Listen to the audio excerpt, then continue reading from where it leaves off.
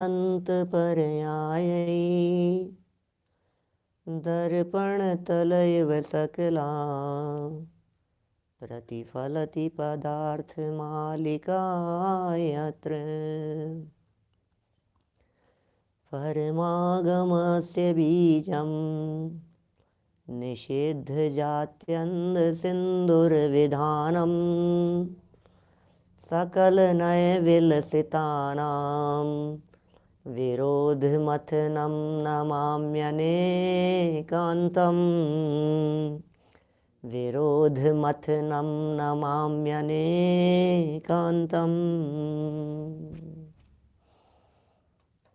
पुरुषार्थ सिद्धि उपाय नामक यह ग्रंथ है अमृतचंद्राचार्य की। यह है परम उपकारी अनुपम रचना और आचार्य देव यहाँ हमें 12 प्रकार के तपों के माध्यम से निर्जरा होती है यह बात बतला रहे थे। प्रत्येक जीव निर्जरा करना चाहता है और निर्जरा करने की भावना से तपश्चरण भी करता है।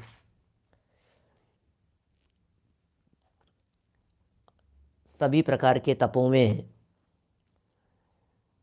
यह जीव पद्धति और प्रवृत्ति रूप तो प्रवर्तता है, उसका तो निषेध किया और अपने भावों को संभालने की बात कही।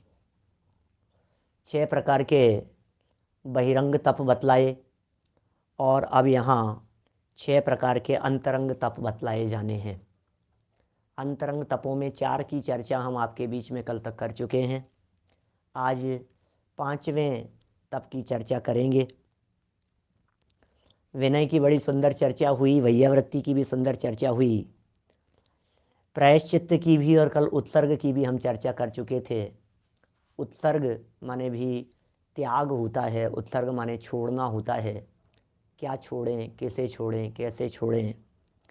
तो सच में तो ममत्व छोड़ना है, इसे ही छोड़ना कहते हैं। यही असली में त्याग होता है। असली त्याग ममत्व भावों का त्याग होता है। सो यह चर्चा कल हम आपके बीच में कर चुके हैं और आज एक बहुत महत्वपूर्ण विषय को लेकर आपके सामने उपस्थित हुए हैं। स्वाध्याय। पेज नंबर है 224, 224 नंबर पेज है। नई पुस्तकों में 224 नंबर पेज है। स्वाध्याय करते हैं। स्वाध्याय, अरे स्वाध्याय कैसे किया जाता है, स्वाध्याय करने की विधि क्या है, पद्धति क्या है, बोलिए। पुस्तकें यदि आपके पास में पुरानी हो तो 168 नंबर पेज है और गुजराती पुस्तकें हो तो 161 नंबर का पेज है। नई पुस्तकों का मैंने बता ही दिया, 224 नंबर पेज। स्वाध्याय में क्या है? स्वाध्याय तो खूब करते हैं। स्वाध्याय में तो क्या है, पढ़ने का नाम स्वाध्याय है। और क्या कर रहे हो? बोले स्वाध्याय कर रहा हूँ। आप क्या कर रहे हो? मैं भी स्वाध्याय कर रहा हूँ। कैसे कर रहे हो? कि पढ़ लिया बस। ये पढ़ लिया जो है ना, जिसके लिए कहा ये पढ़ लिया, ये इसका नाम स्वाध्याय नहीं है। पढ़ने मात्र का नाम स्वाध्याय नहीं है। बड़ी गंभीर बातें हैं स्वाध्याय के संदर्भ में। कैसे करें स्वाध्याय के 5 भेदों को यहाँ गर्भित करके उस विषय को स्पष्ट किया गया। स्वाध्याय अर्थात ज्ञान भावना में आलस्य न करना। लो, हम तो पढ़ने को समझ रहे थे स्वाध्याय, पढ़ने का नाम स्वाध्याय समझ रहे थे। बड़ी गजब की बात एक कहना चाहता हूँ आपसे। सोचना एक बार, यदि सिर्फ पढ़ने का नाम स्वाध्याय हो तो पढ़ना तो तभी पॉसिबल है ना जब लिखा गया होगा। जब कोई लिखी हुई चीज सामने होगी तो आप उसको पढ़ेंगे। तो लिखी कितने पुरानी है कोई चीज? बोले लिखी हुई तो 2000 साल से है। लेखन का इतिहास तो 2000 वर्ष पुराना है। कि साहब भगवान महावीर स्वामी ने लिखा होगा, कोई भगवान महावीर स्वामी की डायरी मिलती है क्या? कोई नोट्स बनाए हो उन्होंने, कुछ रिटर्न भगवान महावीर स्वामी की हैंड राइटिंग कैसी थी? तो गौतम स्वामी की मिलती है, इंद्रभूति गौतम की। गौतम स्वामी की भी नहीं है, कोई डायरी नहीं है उनकी। उनका कोई शिष्य कुछ लिखा हो, उन्होंने कुछ नहीं लिखा। तो मतलब 2000 साल से चल रही है ना, पिछले 2000 वर्षों से ही तो चल रही है। इससे ज़्यादा श्रुत पंचमी से ही तो इतिहास है, इससे पुराना तो नहीं है। तो इससे पहले जो भी लोग थे वो लोग स्वाध्याय करते थे या नहीं करते थे? इससे पहले 12 तप होते थे या 11 तप होते थे? तप कितने होते थे इसके पहले? स्वाध्याय को तो परम तप कहा है, 11 तप तो हो नहीं सकते हैं उसके पहले। सोचो, थोड़ा सा सोचने, मैं कुछ बात अलग कहना चाह रहा हूँ, पकड़ पाएंगे, मज़ा आएगा। बहुत सारे लोगों ने पकड़ भी लिया होगा। इसका मतलब पढ़ने का नाम स्वाध्याय नहीं है, ये कहना चाहते हैं। बोलो। देख करके वाचन करने का नाम स्वाध्याय नहीं है, ये कहना चाह रहे हैं हम यहाँ। क्या बातें हैं भाई साहब। वाचन कर लिया, देख लिया, पढ़ लिए, इसका नाम स्वाध्याय कुछ नहीं है, कुछ नहीं। स्वयं की पहचान, स्वयं की पकड़, मैं कौन हूँ, तब जाके स्वाध्याय होता है। अपने आप को जाने बिना स्वाध्याय नहीं होता। मैं कौन हूँ ये जाने तो स्वाध्याय हुए, मैं कैसा हूँ ये जाने तो स्वाध्याय हुए। आत्मचिंतन का नाम स्वाध्याय। आपको मालूम, मुनिराजों के 6 आवश्यकों के अंदर है, श्रावकों के 6 आवश्यकों में देव पूजा, गुरु उपासना, स्वाध्याय, संयम, तप, दान। श्रावक के 6 आवश्यक हैं कि नहीं? 6 आवश्यक हैं श्रावकों के। जिनेंद्र देव की पूजा, गुरु की उपासना, स्वाध्याय, संयम, तप, दान, 6 आवश्यक कहे गए हैं। तो ये 6 आवश्यक कब से हैं भाई साहब? बोलो। जब से पद्मनंदी पंचविंशति का लिखा, जब से रत्नकरण श्रावकाचार्य लिखा गया, उसके पहले नहीं थे। श्रावक नहीं होते थे उसके पहले, तो फिर स्वाध्याय कैसे करते थे? ये कितनी सुंदर लाइन है, ज्ञान भावना में आलस्य न करना। बस बोलो, ज्ञान भावना में आलस्य न होना, बस इतने से मात्र का नाम है स्वाध्याय। आलस नहीं है, प्रमादी नहीं है, ज्ञान की भावना है, विराधना नहीं। खूब ज्ञान, खूब ज्ञान, ज्ञान से जुड़े रहो, ज्ञान की भावना भाव। इस ज्ञान भावना में आलस्य नहीं करना, ये स्वाध्याय। अब इस स्वाध्याय को 4 तरह का बना दिया, 4 प्रकार से। प्रथमानुयोग, चरणानुयोग, करणानुयोग तथा द्रव्यानुयोग। बोलो, 4 प्रकार का स्वाध्याय हो गया। अब इन चारों की चर्चा कर लो। अब इन 4 प्रकार के शास्त्रों का स्वाध्याय करना। अब ये शास्त्र पढ़ने तक की बात यहाँ कह दी। भैया पढ़ना भी तो सब, पढ़ना स्वाध्याय नहीं है क्या? पढ़ना भी है भैया, किसने कहा पढ़ना स्वाध्याय नहीं है? पढ़ने को भी स्वाध्याय कहते हैं। पढ़ने का नाम भी स्वाध्याय है, लेकिन पढ़ने मात्र का नाम स्वाध्याय नहीं है। वाचना के साथ साथ में प्रच्छना, अनुप्रेक्षा, आमनाय, धर्मोपदेश, ये सब स्वाध्याय के अंग हैं। 5 अंग हैं स्वाध्याय के। स्वाध्याय के 5 अंग हैं। वाचना, प्रच्छना माने पूछना, अनुप्रेक्षा माने चिंतन, आमनाय माने उसका पाठ करना, घूलन करना, अंदर में रमाना उसको, और फिर धर्मोपदेश माने उपदेश देना। क्या? ये 5 हैं। ये 5 शब्द यहाँ नहीं दिए, लेकिन इस प्रकरण में ये 5 बातें लाइनों में आपको स्पष्ट दिखेंगी। आप देखना, यहाँ कह दिए 4 प्रकार के शास्त्रों का स्वाध्याय करना। जहाँ संशय हो अथवा श्रद्धान गाढ़ा करना हो, वहाँ दूसरे विशेष ज्ञानियों से पूछना। ये पूछना भी स्वाध्याय है। लो, तुम पढ़ते तो कुछ हो नहीं, पहले पढ़ा, नहीं समझ में आया तो पूछा। क्या? और जो हमने पूछा, इस पूछने का नाम कह रहे हैं स्वाध्याय। इस पूछने को भी स्वाध्याय कह रहे हैं। वाचना तो स्वाध्याय है ही, पूछना भी स्वाध्याय है, प्रच्छना भी स्वाध्याय है। बात ख्याल में आ रही है क्या है? अब पूछने के बाद में बोले चिंतन करने लगे, बोले ये भी स्वाध्याय है। क्या लेवल है भाई साहब, कैसे स्वाध्याय की बात कर रहे हैं। ज्ञान भावना में आलस्य न करना, ये तो मूल बात हो गई। ये ज्ञान भावना क्या चीज है? भेद विज्ञान अब हो गया, ये ज्ञान भावना, भेद विज्ञान हो गया। भेद विज्ञान की भावना, भेद विज्ञान करेंगे, भाव ये भेद विज्ञान, हम भेद विज्ञान करेंगे, भेद विज्ञान की भावना भाव। प्रमाद मत करो, भेद विज्ञानी बनो। रे नर, क्या बन जा भेद विज्ञानी, तू है आत्मज्ञानी, आत्मज्ञानी बन, भेद विज्ञानी बन। तो ये जो भेद विज्ञान की जो चर्चा है, भेद विज्ञान करने की जो बात है, भेद विज्ञान करने की जो भावना है, इसका नाम है ज्ञान भावना। ज्ञान प्राप्त करूं, सम्यक ज्ञान प्राप्त करूं, भेद विज्ञान करूं, हैं स्वपर का भेद विज्ञान, स्वपर भेद विज्ञान करेंगे, निज आत्म का ज्ञान करेंगे, ये तो ज्ञान भावना है। और क्या है ज्ञान भावना? क्या चीज है? स्वपर भेद विज्ञान करेंगे, इसका नाम ही तो ज्ञान भावना है। स्वपर भेद विज्ञान करेंगे, तो फिर क्या कर रहे हो आप? बोले ये भावना भा रहा हूं मैं, स्व और पर में भेद विज्ञान करने की, इसका नाम ज्ञान भावना। इसमें आलस नहीं, प्रमाद नहीं इसके अंदर। ज्ञान का प्रसंग आए तुरंत उठ करके बैठे हो जाए, ज्ञान का प्रसंग आए बहुमान का भाव आ जाए, ज्ञान का प्रसंग आए जागृत हो जाए, बिल्कुल अलर्ट होकर के बैठ जाएं ज्ञान के लिए।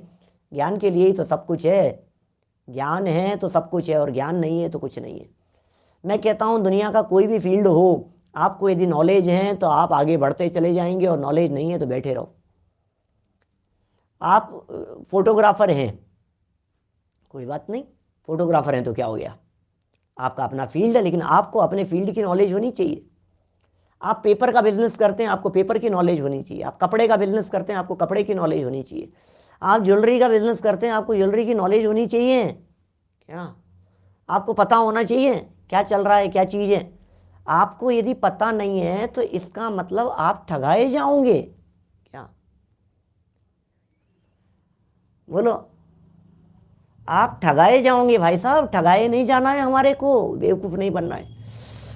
ये जिनवाणी क्या कह रही है यहाँ पर, ये कह रहे हैं आलस्य नहीं करो, और 4 अनुयोगों के नाम कह दिए। बोले कुछ भी पढ़ो आप कि साहब क्या पढ़ें, सब स्वाध्याय में क्या पढ़ना चाहिए? प्रथमानुयोग के कर्णानुयोग, चरणानुयोग या द्रव्यानुयोग, स्वाध्याय में क्या पढ़ना चाहिए सब? बोलो, कुछ भी पढ़ो, कुछ भी पढ़ो। क्या बोलो, श्रद्धा से पढ़ो, बस कुछ भी पढ़ो। प्रथमानुयोग, मैं दिन में आज शत्र चूड़ामणि के अंदर बतलाया था ना, मैंने चर्चा चली थी, ध्यान होगा आप लोगों को, बहुत सारे लोग जो जुड़ते हैं। सर्वज्ञता, उसके बिना कुछ नहीं है। प्रथमानुयोग सर्वज्ञता, चरणानुयोग सर्वज्ञता, कर्णानुयोग सर्वज्ञता, द्रव्यानुयोग, सब में सर्वज्ञ सर्वज्ञ सर्वज्ञ। सर्वज्ञ शासन जयवंत वर्ते, सर्वज्ञ शासन के ऊपर टिका हुआ है सब कुछ। तो भगवान सर्वज्ञ की वाणी में जो कुछ भी आया है, कथाएं भी भगवान की वाणी में आई। कौन बताए? नहीं तो चौथे काल की घटना, अकंपनाचार्य के साथ में क्या घटना घटी थी, बलि नमुची बृहस्पति प्रहलाद के बारे में कौन बतलाए? भगवान महावीर स्वामी की दिव्य ध्वनि में आई है, इसलिए पता लगा हमारे को। जम्बू स्वामी के बारे में भी बाद में हुए, तो भी भगवान महावीर स्वामी के बाद में हुए, परंपरा से लिखा। शांतिनाथ, कुंथनाथ, अरनाथ, हस्तिनापुर क्षेत्र से जुड़े हुए, वहाँ कल्याणक हुए। वासुपूज्य चंपापुर जी के अंदर कल्याणक हुए, वहाँ बिहार में। तो ये जो बातें जुड़ी है, ये बातें पता कैसे लगी आपको, ये बतला दीजिए हमारे को। तो एक बात कह रहे हैं, ये बातें भगवान महावीर स्वामी की वाणी से आई है। चाहे प्रथमानुयोग हो, चाहे चरणानुयोग हो, कोई भी हो, सब भगवान महावीर स्वामी की वाणी से आया है। कुछ भी पढ़ लो यार आप, लेकिन ध्यान रखना, कुछ भी पढ़ने का नाम स्वाध्याय नहीं है। अरे यार अभी तो कह रहे थे कुछ भी पढ़ लो, अब कह रहे हो कुछ भी का नाम नहीं है। ये 2 बातें मत करो यार पंडित जी, सुनो सुनो सुनो। कुछ भी का मतलब जो पढ़ो व्यवस्थित पढ़ो, जो पढ़ो सिस्टमेटिकली पढ़ो, जो पढ़ो आदि उपांत, आदि मतलब शुरू और उपांत मतलब अंत तक, शुरू से लेकर के अंत तक पढ़ो। आदि उपांत, आद्योपांत कहते हैं ना, आद्योपांत। आद्योपांत का मतलब क्या है? आदि उपांत, आदि से लेकर के, स्टार्टिंग से लेकर के एंड तक पूरा पढ़ो, उसका नाम है आद्योपांत पढ़ना है। कहीं की ईंट कहीं का रोड़ा, भानुमति ने कुनवा जोड़ा, ऐसे ऐसी कहावतें चलती है ना, कहीं से कुछ कहीं से कुछ, उठा उठा करके अपने सब जोड़ जाड़ लिया। अरे नहीं भाई, क्या ऐसा नहीं, कुछ भी नहीं चलेगा। स्वाध्याय, चाहे आप तत्वार सूत्र पढ़ रहे हैं तो शुरू से आखिरी तक पढ़ें। अब इसमें कोई ऐसा कंफ्यूजन नहीं हो, कोई कहे साहब हमने एक अध्याय भी पढ़ लिया, एक अध्याय बाद में पढ़ लेंगे, चलेगा, कोई बात नहीं है, चलेगा, लेकिन पूरा करना उसको, जब भी ऐसे अधूरा बीच में मत छोड़ना। आपने समय सार पढ़ना शुरू किया तो पूरा पढ़ना उसको शुरू से आखिरी तक।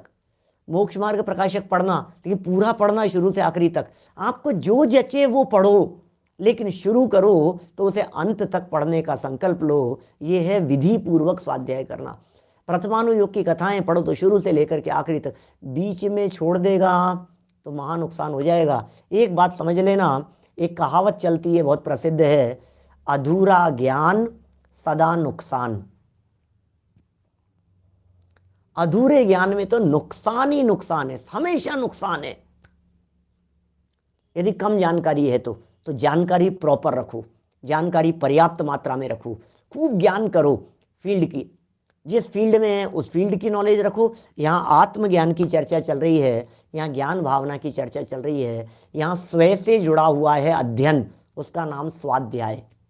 क्या ये जो अध्ययन है, ये अध्ययन स्वयं से जुड़ा हुआ है, इसलिए इसका नाम स्वाध्याय है। इसमें स्वयं की प्रमुखता होनी चाहिए। एक बात कहूं,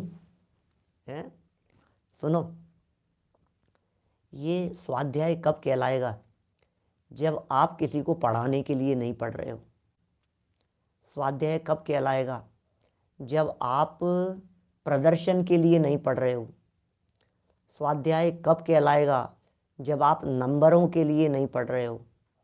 स्वाध्याय कब कहलाएगा? जब आप का किसी तरह का कोई लौकिक प्रयोजन नहीं है। स्वाध्याय तब कहलाएगा जब स्वयं की भावना प्रमुख होगी, तब स्वाध्याय है। पढ़ करके सुना दिया, पढ़ा दिया, लोग बैठे थे, अब इतने सारे लोग आते हैं यार, तो मुझे भी लगता है चलो यार स्वाध्याय कर लेते हैं यार, करा देते हैं यार, पढ़ लिया कर दिया। अरे स्वयं का अध्ययन है, ये प्रमुख है। जितेंद्र जी साहब मलकापुर से हैं, स्वयं का अध्ययन प्रमुख है। स्वयं की तलाश के लिए जो पढ़ा जाए उसका नाम स्वाध्याय है, ऐसा समझ। स्वयं की तलाश के लिए, उसमें जो रिसर्च जो होनी है ना, ये अपने आप की होनी है, स्वयं की होनी है रिसर्च। किसको तलाशना है? समय सार में किसको देखा? अपने आप को देखा या नहीं? शास्त्र दर्पण है, शास्त्र मिरर हैं, शास्त्र हमें आईने की तरह हैं जो दिखाने वाले हैं, शास्त्र हमें चेहरा दिखाते हैं, शास्त्रों में हमें हमारा आईना दिखता है, इन शास्त्रों में हमें हमारा पास्ट दिखता है, इन शास्त्रों में हमें हमारा प्रेजेंट दिखता है, इन शास्त्रों को पढ़ते हैं तो हमें हमारा फ्यूचर दिखता है। ये शास्त्र त्रिकालदर्शी हैं, ये शास्त्र तीनों कालों का चेहरा हमारा दिखाते हैं। ये शास्त्र हमें दिखा रहे हैं जो नरक में था, ये चेहरा दिखा दिया।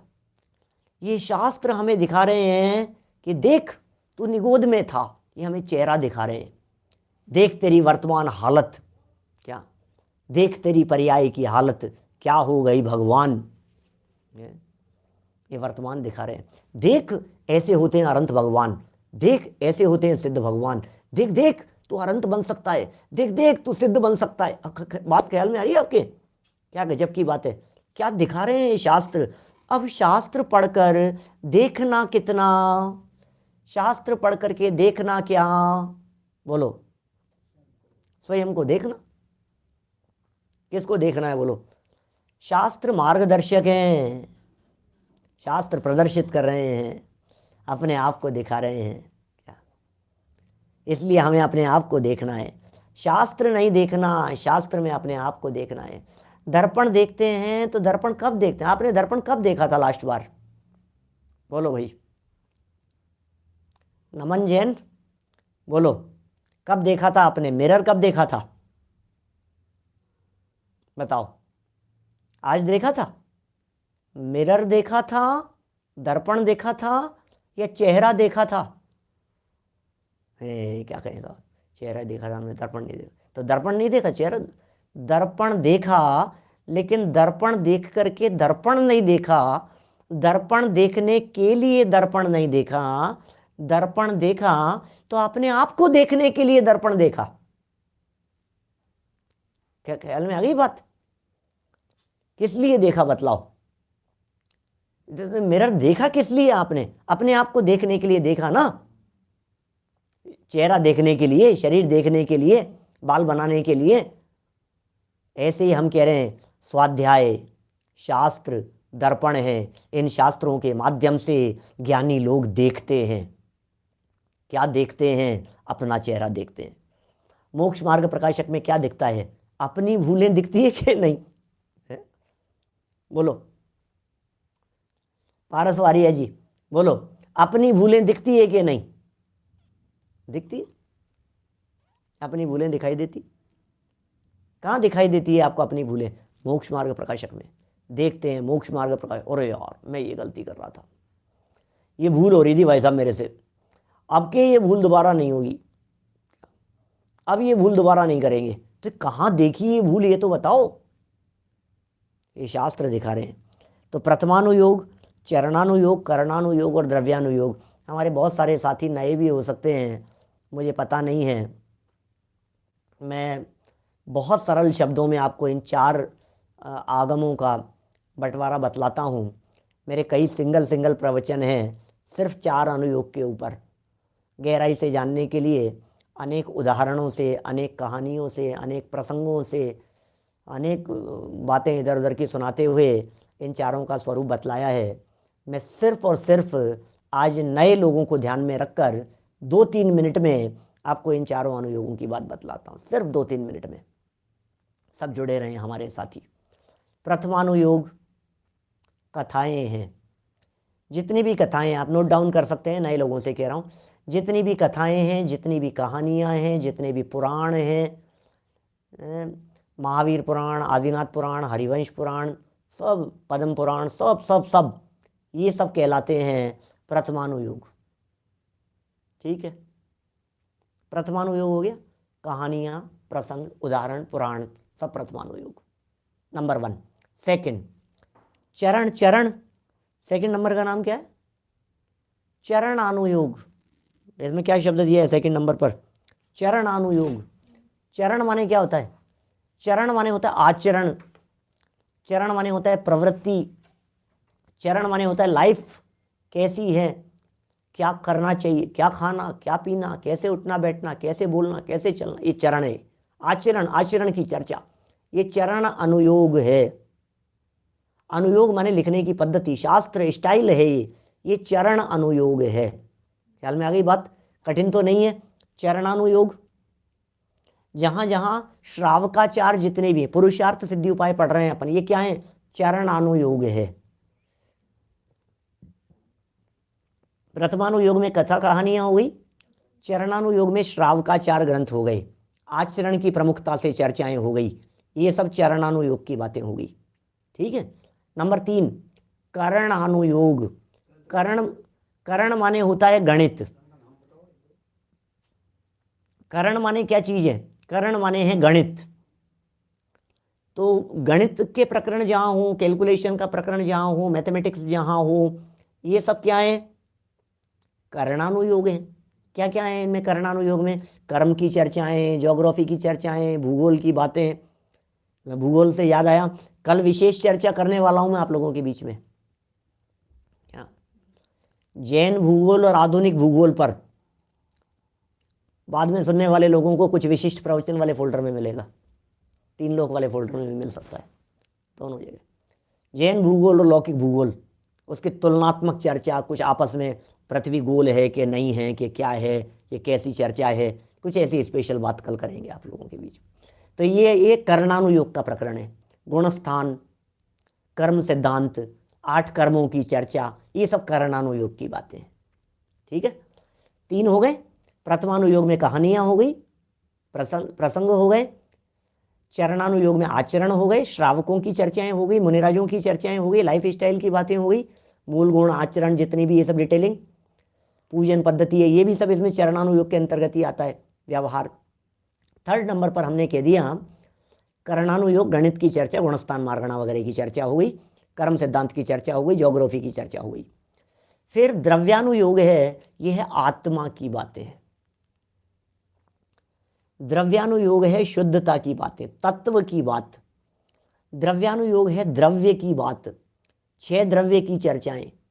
द्रव्यानुयोग है जीव, पुद्गल, धर्म, अधर्म, आकाश, काल, इन 6 द्रव्यों की।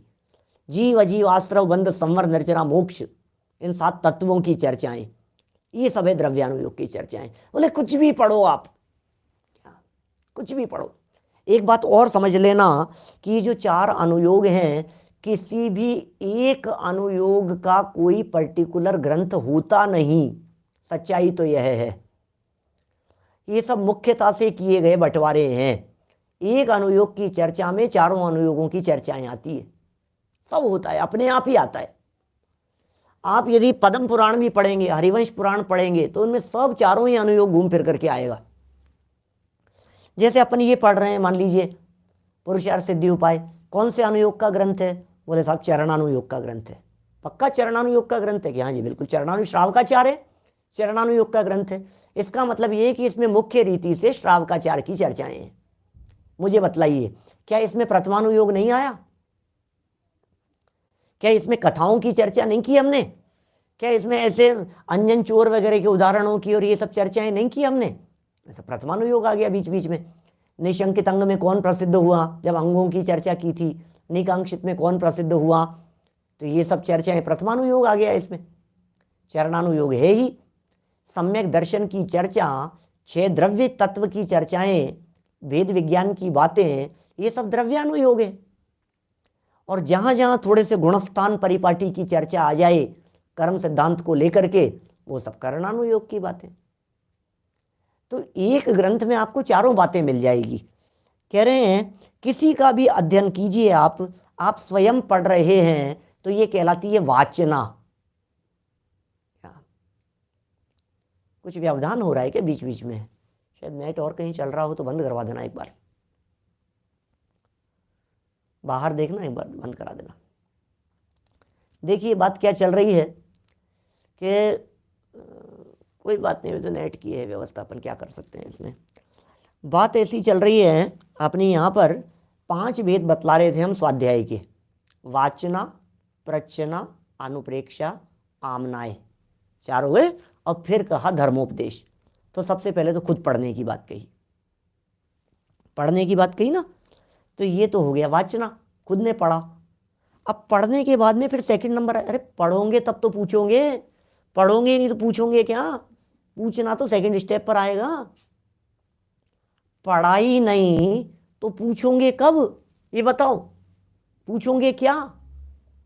कुछ भी नहीं पूछ पाओगे आप। और फिर बिना पढ़े जो लोग पूछते हैं उनका तो फिर भगवान ही जाने क्या हाल होता है और क्या प्रश्न होते हैं। पंडित जी एक बात बताओ, मेरा एक प्रश्न है धर्म के नाम पर, एक बात बतलाओ, ये कबूतर जो है, ये कबूतर में जान होती है कि नहीं होती है? बताओ, कबूतर में भी जान होती है क्या? जब तू क्या पूछ रहा है, क्या समझ रहा है, तेरे में अकल है कुछ है? आसमान में ये जो बिजली गिरी ना, तो इसमें कुछ क्या हुआ? मुझे ऐसा लगता है कोई भगवान ने कोई संदेश भेजा है ऊपर से। आपका क्या कहना है पंडित जी इसके बारे में? पागल है कि ये कुछ अकल है? कौन से शास्त्र में पढ़ करके पूछ रहे हो? ये पूछने के पहले पढ़ो, विचार करो, फिर नहीं समझ में आवे तो फिर पूछिए आप कि भैया इस जगह पर इस ग्रंथ में मैं ये पढ़ रहा हूँ, इसका स्वाध्याय चल रहा है, इसका स्वाध्याय चलते हुए यहाँ ये प्रकरण आया है, इस प्रकरण में ये एक लाइन आई है और इस लाइन में ये बात हमें समझ में नहीं आ रही है। ये होता है पूछना, कहीं से भी कुछ भी। पता है क्या बिना पढ़े लोगों के प्रश्न कैसे होते हैं? पंडित जी एक बात बतलाना कि ये जम्बूद्वीप में कितने तारे हैं? लो, हमने पूछे चंद्रमा कितने हैं? बोले वो तो नहीं पता। तो फिर तारे क्यों पूछ रहे हो? नहीं किसी ने पूछा था, नहीं कहीं प्रश्न मंच में आया था, कहीं किताब में पूछा था, इसलिए। कुछ मतलब नहीं है, ऐसे कुछ सार निकलने वाला नहीं है। किसी ने पूछ लिया, किसी ने कहीं कर दिया, कहीं तुम्हारे को भरना है और तुमने एक प्रश्न कहीं से भी उठा करके ढूंढ दिया, कुछ नहीं होता है ऐसे। इसको थोड़ी ना पूछना कहते हैं कि नहीं साहब स्वाध्याय हो रहा है, साहब स्वाध्याय हमारा। कुछ नहीं है। पुरस्कार के लिए, इसके लिए, कहीं किसी प्रतियोगिता के लिए, कहीं का भी कोई भी प्रश्न उठा फटो करके पूछ लिया आपने। देखिए क्या कह रहे हैं, हमसे पूछता है कि ये जो कुछ भी, अब मैं 50 बातें कह सकता हूँ, अभी उसमें डिटेल में नहीं जाना चाहता। समझ लो आप, जहाँ संशय हो, शब्द जहाँ दिए हैं इसे देखिए आप, जहाँ संशय हो अथवा श्रद्धान गाढ़ा करना हो, वहाँ दूसरे विशेष ज्ञानियों से पूछना। कब? जहाँ संशय हो या श्रद्धान गाढ़ा करना हो, या तो आपको संशय हो गया हो या श्रद्धान आपको मजबूत करना हो, दूसरे विशेष ज्ञानियों से पूछ लो, आप पढ़ लीजिए। फिर देखिए नंबर 3, पूछ भी लिया साहब हमने, अब क्या करना, बोलो। पूछ लिया, ये भी स्वाध्याय है। पूछने के बाद अब तो स्वाध्याय क्या होगा, बोले सुनो, जो पूछा है ना, यहाँ आपका काम खत्म नहीं हुआ है। पूछने के बाद, पूछा था साहब मैंने, क्या गजब प्रश्न पूछा साहब, एक बार तो पंडित जी भी हिल गए। कई लोग ऐसे, कई प्रश्न भी ऐसे होते हैं, पंडित पछाड़ प्रश्न कहते हैं उनको, मुकेश जी भाई साहब, पंडित पछाड़ प्रश्न। बोले सभा में ऐसे भरी सभा लगी हुई थी और हमने ऐसा प्रश्न ठोक दिया, सब एकदम देखते रह गए, पंडित जी भी एकदम घबराए गए, क्या बताऊं, क्या हुआ क्या। बोले फिर जवाब, जवाब से अपने को क्या लेना देना, लो तो फिर तुमने पूछा क्यों था ये तो बताओ। है वीरेंद्र भाई, पूछा क्यों था तुमने पंडित जी की परीक्षा लेने के लिए? जब कोई पंडित जी आए, हर साल 10 लक्षण के अंदर एक परमानेंट प्रश्न है अपना, बस सबसे वही पूछते हैं अपन, जो आते हैं उनके सामने वही ठोक देते हैं, जो आते हैं उनके सामने अपना बस प्रश्न कि जवाब, अब जवाब कुछ भी देते रहे बाबा। एक बार तो सभा पूरी हंस जाती है, सारा माहौल बन जाता है, पंडित जी सोच में पड़ जाते हैं, अपना अहम प्रश्न बना रहता है अपना जो का त्यों। अरे न तो ये वाचना है, न ये प्रचना थी। प्रचना के बाद होती है अनुप्रेक्षा, जो कुछ भी जवाब दिया गया हो उसके बारे में विचार करो। भाई गौरव, प्रश्न किया, अब जो जवाब दिया गया इस जवाब के बारे में विचार करो कि ये जवाब क्या दिया गया है, उसका चिंतन करो।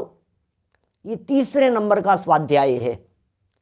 जो बात हमने पूछी, जो बात हमने सुनी, जो बात उनके द्वारा समझाई गई और जो बात हमारे दिमाग में बैठी, अब उसे बैठी कि नहीं बैठी, उन्होंने ये तर्क दिया था, उन्होंने युक्तियां दी थी, बात इन्होंने ऐसी कही थी, सच्ची लग रही है, आगम से मिलान कर रहे हैं, ऐसा ही है। अब ये जो दिमाग में आपके चल रहा है इसका नाम क्या है? देखो, जिसका श्रद्धान दृढ़ हो।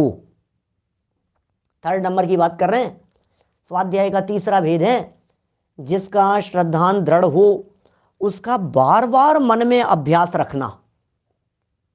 अभ्यास करो उसका, बार बार अभ्यास करो, मन में अभ्यास रखना अथवा चिंतन करना। अभ्यास रखना या चिंतन करना। पाठ को शुद्धता पूर्वक बार बार पढ़ना, क्या, तथा धर्मी, ये देखो वहीं तक लगाना है इसको, अथवा चिंतन करना तक, ये 3rd स्टेप है। क्या समझ में आ रही है बात? देखो क्या कह रहे हैं, जिसका श्रद्धान दृढ़ हो, 3रा नंबर, चिंतन की बात कर रहे हैं। सुन लिया था, पूछ लिया था, पूछने के बाद में जवाब मिल गया था, अब जवाब मिलने के बाद में क्या है, क्या, श्रद्धान दृढ़ हो, उसका बार बार मन में अभ्यास रखना, बार बार चिंतन करो। भेद विज्ञान के बारे में पढ़ा, समझ में नहीं आया, पंडित जी से पूछा, पंडित जी भेद विज्ञान क्या होता है? उन्होंने बताया और सुन करके अब भेद विज्ञान का चिंतन करने लगे। अच्छा, तो समासम गोसम, तो देखो ये स्वाध्याय तो हो गया था शिवभूति मुनिराज का, पढ़ाया था, पढ़ा भी होगा उन्होंने, फिर पूछा भी होगा, फिर समझाया, तो वाचना प्रचना हो गई। अब ये जो 22 से पूछने के बाद में जो चिंतन चल रहा है इसका नाम है अनुप्रेक्षा। ये चिंतन मनन है। विपुल भाई कंदी क्या कह रहे हैं, देखो ये चिंतन है, ये 3rd नंबर हो गया। अब चिंतन करते करते वो चिंतन पाठ रूप में हो जाए, वो चिंतन धारा प्रवाह रूप में हो जाए, उस चिंतन की निरंतरता हो जाए और शुद्धता पूर्वक बार बार पढ़ना, बार बार पढ़ना, बार बार घुमाना, जुगाली करना उसकी, जैसे कहते हैं खूब घोलन मनन चिंतन खूब खूब चल रहा है, अंदर में घोट रहा है उसको, अंदर में अपने चिंतन में। इसे कहेंगे आमनाए। आमनाए शब्द का अर्थ होता है वैसे पाठ। ये 4 स्टेप से जब आपका ज्ञान गुजर जावे, इसके बाद नंबर आता है 5वें नंबर पर धर्मोपदेश। धर्मोपदेश 5वें नंबर पर है। ये देखो क्या कह रहे हैं लास्ट वाला, धर्मी धर्मा क्या धर्मार्थी, धर्मार्थी धर्म के लोभी भव्य जीवों को धर्मोपदेश देना, सीखना, सिखाना, विचारना, मनन करना इत्यादि स्वाध्याय नामक तप है। धर्मार्थी जीवों को, धर्म के लोभी भव्य जीवों को धर्मोपदेश, कोई सुनना चाहते हैं धर्म की बात सुना दो, धर्म की बातें बता दो, ये धर्मोपदेश है भाई साहब। क्या ये धर्मोपदेश भी वो है, स्वाध्याय है। धर्मोपदेश का नाम भी स्वाध्याय है। अकेला पढ़ना ही स्वाध्याय नहीं है, हम आपको बता रहे हैं, हम आपको समझा रहे हैं, ये भी स्वाध्याय है। तो फिर हम भी किसी को बताने लग जाएंगे। अरे सड़क चलते किसी भी व्यक्ति को कोई भी व्यक्ति कुछ भी बताए, इसका नाम स्वाध्याय नहीं है। पहले पढ़ो, पूछो, नहीं समझ में आए तो फिर चिंतन करो, फिर चिंतन में घुमाओ क्या, और फिर उपदेश देने का नंबर आएगा। और यहाँ तो डायरेक्ट बिना समझे बिना सुने ही उपदेश देने लग जाते हैं। हमारे साथ बैठो पंडित जी, हम समझाते हैं तुम्हारे को, ये उपदेश देना चालू कर दिया। अरे भाई तूने समझा है क्या कभी? कि नहीं समझा। समझना क्या है? आपने कौन सा शास्त्र पढ़ा है? शास्त्र वास्त्र नहीं पढ़ते अपन, बस अपन तो लेकिन सबको समझा देते हैं। भैया तू पढ़ ले यार एक बार, आगम क्या कह रहे हैं। बहुत जगह पर बहुत बार हमारे साथ में इस तरह की घटनाएं घटती हैं। सब जगह कहीं ना कहीं कोई ना कोई ऐसे 1.5 अकल वाले लोग मिल ही जाते हैं। फिर हम उनसे पूछते हैं आपने कौन कौन से शास्त्र पढ़े हैं? शास्त्र वास्त्र नहीं पढ़े अपन ने कुछ भी। अपन कह रहे हैं ना, लेकिन ऐसा ही है, अपन बोलता है ऐसा है। अरे तो क्या बोलता है भाई, ऐसा ही है। भगवान कुछ कह रहे हैं, वीतरागी भगवान कुछ कह रहे हैं, सर्वज्ञ भगवान की वाणी में कुछ झलक रहा है, इसे क्यों नहीं मानता है? इसे क्यों नहीं स्वीकार करता है? श्रद्धा से इन बातों को स्वीकार करे तो कुछ भला होगा, अंदर से इन बातों को समझें तो कुछ भला होने वाला है। कुछ नहीं होगा, सुनाने में लगे हैं। सुनना नहीं सुनाना चाहे, यही समय का फेर है। आज देश में श्रोता दुर्लभ, वक्ताओं का ढेर है। प्रसन्न कुमार जी सेठी हैं हमारे जयपुर के अच्छे कवि, बहुत पुराने ज़माने के, कोई 85 साल 90 साल के विद्वान हैं, अभी भी हैं। वो सुनाते हैं, ये समय का फेर है भाई साहब, क्या कहें। कोई सुनना नहीं चाहता है। हर व्यक्ति सुनाने में होशियार है, पढ़ाने में होशियार है, बताने में होशियार है। किसी को किसी की बात सुनना पसंद नहीं है, और हर व्यक्ति सुनाने के लिए बैठा है। अरे मैं कहता हूँ छोटे बच्चे को 2 बात कह दो, 4 सुन लोगे आप सामने से। सुनना नहीं चाहता, सुनाना चाहता है। माँ बाप की बच्चे नहीं सुनते, बच्चों की माँ बाप नहीं सुनते। सबको यही शिकायत रहती है। हस्बैंड को शिकायत रहती है, पत्नी मेरी सुनती नहीं है। पत्नी को शिकायत रहती है, ये मेरी नहीं सुनते। सबको एक ही शिकायत है, सुनते नहीं है, सुनते नहीं है, सुनते नहीं है। इसका मतलब ये है कि आप सुनाना चाहते हो, सुनाना चाहते हो, सुनाना चाहते हो। यही तो अर्थ हुआ ना। मैं गौरव भाई यदि बार बार मैं ये कहूँ सुनते नहीं हो यार, तुम सुनते नहीं हो यार, तुम सुनते नहीं हो यार, मेरी बात सुनते ही नहीं हो, मेरी बात सुनते ही नहीं हो, इसका मतलब क्या हुआ? इसका सीधा सीधा सा अर्थ है मैं सुनाना चाहता हूं। हर व्यक्ति सुनाना चाहता है, हर व्यक्ति सुनाना चाहता है, कुछ न कुछ अपनी बातें सुनाना चाहता है। किसी बुजुर्ग व्यक्ति के पास में बैठ जाओ तो वो अपनी दास्तानें सुनाने लग जाएंगे, अपनी पुरानी कथा कहानियां सुनाने लग जाएंगे। आजकल के बच्चों को तो बुजुर्गों के पास में बैठना इसलिए पसंद नहीं है। उनके पास में बैठो, लेकर के पकड़ करके बैठ जाते हैं, चिपक जाते हैं, अपनी अपनी सुनाते रहते हैं। अब हम क्या करें यार, उन सब बातों को सुन करके हमें सुनना ही नहीं है। वो सुनाते रहेंगे वो सारी बातें, हम बैठे बैठे सुनते रहें। हम करें क्या? बोलो अलवर से अजीत जी भाई साहब, बोलो क्या करें? जबकि अब वो क्या करें, वो बुजुर्ग लोग भी, उनके भी भड़बक आती है, मन में आती है इस तरह की, किसको सुनाएं, किसको सुनाएं। आप पेट में बात पचती नहीं है। आपके साथ में एक घटना घट जाए तो आप 4 जगह पर जब तक नहीं सुनाओ तब तक आपको लगता नहीं कि कुछ हुआ है। किसी को कहूँ, किसी को सुनाऊं, किसी को बताऊं, लेकिन भाई ये जो धर्म का मार्ग है, ये धर्म का मार्ग इतना हल्का मार्ग नहीं है कि चाहे जिसको चाहे जो बातें और चाहे जो व्यक्ति बताने को तैयार हो जाए। दादा इस संदर्भ में एक बहुत सुंदर उदाहरण देते हैं, छोटे दादा पंकज भाई खड़ेरी ऐसा उदाहरण देते हैं कि वो एक कुर्ता भी सिलाना होता है तो योग्य दर्जी तलाशता है, ध्यान है ना। लेकिन आज इस जगत का स्वरूप ऐसा है, इस धर्म के नाम पर कोई भी व्यक्ति कुछ भी सुनाता है, कुछ भी सुनने को तैयार हो जाता है। धर्म के नाम पर सुनाने वाले भी कुछ भी सुनाते हैं और सुनने वाले भी मिल जाते हैं, कहीं ना कहीं भीड़ इकट्ठी हो जाती है। उल्टी सीधी कथा सुनाएंगे आपको इधर उधर की और तो भी सुनने वाले मिल जाएंगे। भैया ये स्वाध्याय है, ध्यान रखना, कभी किसी को ऊट पटांग बातें मत सुनाना। ये बातें धर्म के नाम पर तो सुनाना ही नहीं। धर्म के नाम पर यदि आपने कुछ बातें किसी को सुनाई है तो पाखंड की श्रेणी में चला जाएगा। कब? जब तक आपने वाचा नहीं है, पूछा नहीं है, अनुप्रेक्षा नहीं है और आमनाएं नहीं है, तब तक।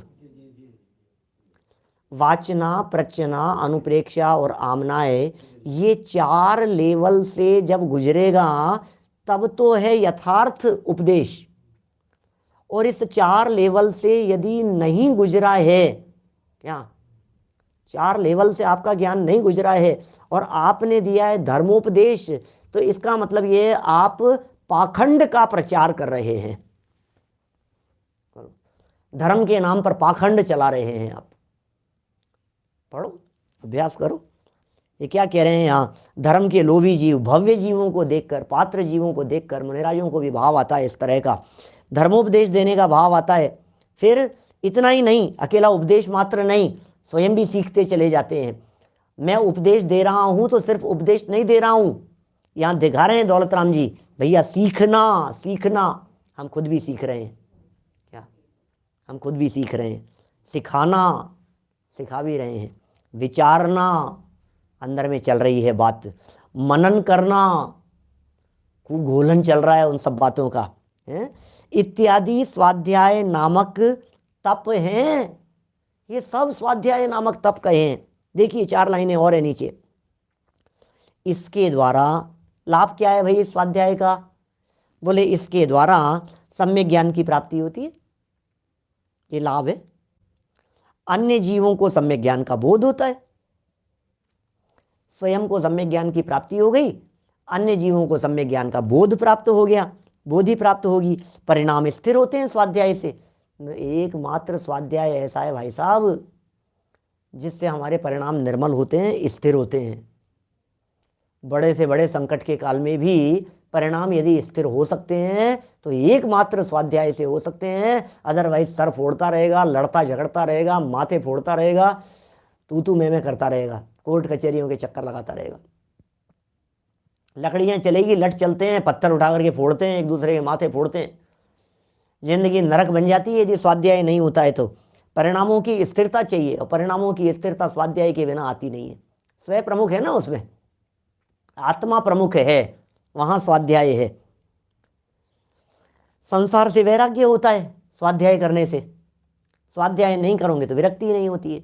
जगत काय स्वभाव हुआ संवेग वैराग्यार्थन, उमा स्वामी आचार्य के।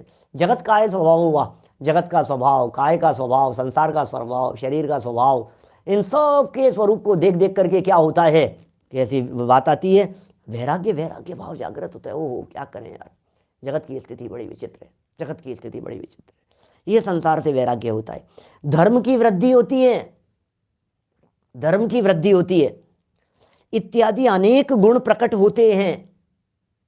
ये सब स्वाध्याय करने से होने वाले लाभ बतला रहे हैं। अतः स्वाध्याय करना चाहिए। ये दौलत राम जी कासलीवाल हैं जो अभी टीका लिख रहे हैं। टोडरमल जी यदि होते तो टोडरमल जी सम्यक ज्ञान चंद्रिका में स्वाध्याय से होने वाले 10 लाभ बता करके आ चुके हैं।